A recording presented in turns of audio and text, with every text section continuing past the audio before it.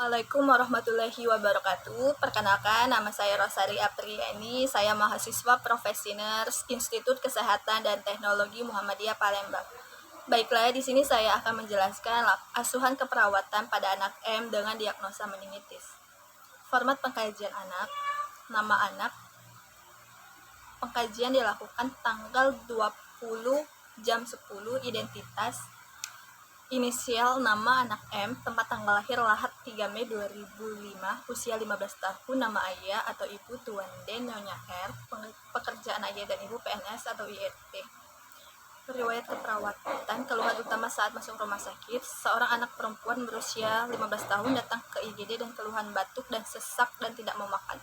Pada pemeriksaan didapatkan adanya bunyi nafas wheezing, tekanan darah 110/80 mmHg, frekuensi nadi 82 kali per menit, frekuensi napas 25 kali per menit, suhu 39,5 derajat Celcius, adanya sekret di jalan napas, nampak pasien batuk berdahak dan ada sekret. Dan keluhan pada saat pengkajian, pasien masuk ke rumah sakit dengan keluhan batuk, pilek, sesak dan tidak mau makan. Riwayat perjalanan penyakit, klien tiba-tiba batuk dan mengalami sesak napas selama kurang lebih 1 bulan. Riwayat kehamilan,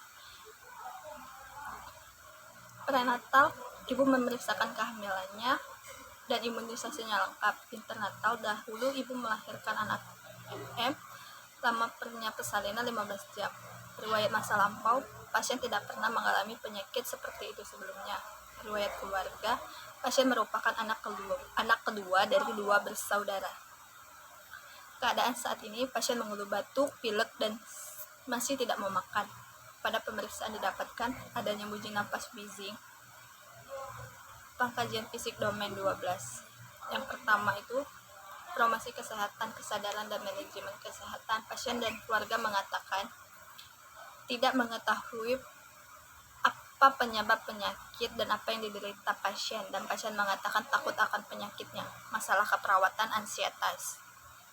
Yang kedua, nutrisi, makan, pencernaan, absorpsi, metabolisme, dan hidrasi. Kebutuhan cairannya, berat badan sebelum sakit 48 kg dan berat badan setelah sakit 40 kg.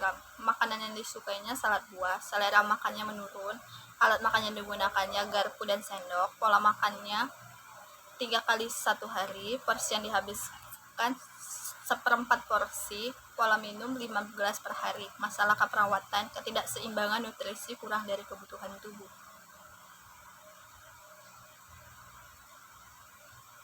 Keamanan atau perlindungan infeksi, cedera fisik, kekerasan dan bahaya. Tingkat kesadarannya kosmetis, tekanan darah suhu 39,5 derajat Celcius, nadi 82 kali per menit, tekanan darah 110/80 mmHg, pernapasan 25 kali per menit, sianosis, warna kulit sianosis, masalah keperawatan hipertermi. Analisa data, masalah keperawatan, ketidakefektifan bersihan jalan nafas, data klien, pasien mengatakan batuk, sesak. Data objektifnya, terdapat bunyi napas tambahan, wheezing, terdapat sekret di jalan napas, tampak pasien batuk berdahak dan lemas, frekuensi napas 25 kali per menit. Untuk masalah keperawatan yang kedua, ketidakseimbangan nutrisi, kurang dari kebutuhan tubuh. Data subjektifnya, pasien mengatakan nafsu makannya menurun, timbangan sebelum masuk rumah sakit 48 kg, setelah masuk rumah sakit 40 kg. Pasien tampak hanya menghabiskan 1/4 porsi dari porsi makan biasanya. Pasien tampak pucat. Pasien tampak tidak nafsu makan. Untuk diagnosa yang ketiga, hipertermi, pasien mengatakan badannya lemas dan badannya terasa panas. Pasien tampak pucat, tekanan darah 110/80 mmHg, suhu 39,5 derajat Celcius, teraba panas saat menyentuh kulit pasien. Prioritas masalahnya, yang pertama itu hipertermi, yang kedua bersihan jalan napas tidak efektif, yang ketiga ketidakseimbangan nutrisi, kurang dari kebutuhan tubuh. Untuk diagnosa keperawatannya, Hipertermi berhubungan dengan proses infeksi. Yang kedua, bersihan jalan nafas tidak efektif berhubungan dengan obstruksi jalan nafas. Yang ketiga, ketidakseimbangan nutrisi kurang dari kebutuhan tubuh berhubungan dengan proses penyakit. Untuk rencana keperawatan hipertermi berhubungan dengan proses infeksi, yang pertama, monitor suhu setidaknya setiap 2 jam sekali, monitor tekanan darah, nadi dan respirasi sesuai kebutuhan. Yang ketiga, tingkatkan intake cairan dan nutrisi adekuat. Yang keempat, berikan pengobatan antipiretik sesuai pengobatan. Yang kelima, instruksikan pasien bagaimana cara mengeluarkan panas dan cara pencegahan panas. Untuk diagnosa yang kedua, bersihan jalan nafas tidak efektif berhubungan dengan obstruksi jalan nafas. Untuk intervensinya, yang pertama, pantau status pasien.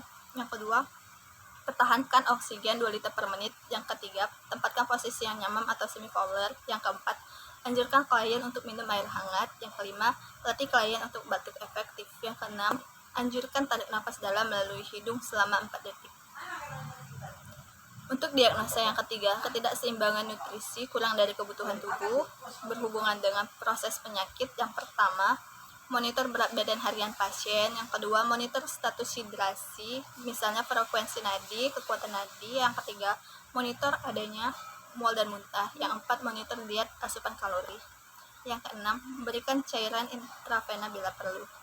Untuk implementasi keperawatannya, untuk hipertermi berhubungan dengan proses infeksi dilakukan tanggal 20 November 2020 pukul 10. Untuk yang kedua, bersihan jalan nafas tidak efektif berhubungan dengan obstruksi jalan nafas dilakukan tanggal 20 November pukul 11.